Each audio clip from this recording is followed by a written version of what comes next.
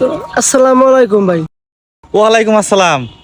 তো আমি এবার ইলেকশনে দাঁড়াইছি, তো আমি আশা করে আইলাম তোমার বলে ভাই ভোটটা এবার আমারে দিও। ভাই ভাবছি তো ভোট এবার আর নাকি দিমু।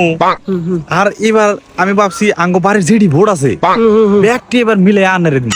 মানে আঙ্গ বাড়িতে কমসে কম 7-8টা ভোট আছে আমার ভোটটা দিয়ে। আর ভাবছি আঙ্গ আশেপাশে যে কয়টা ভোট আছে কমসে কম আশেপাশে 15-20টা ভোট আছে।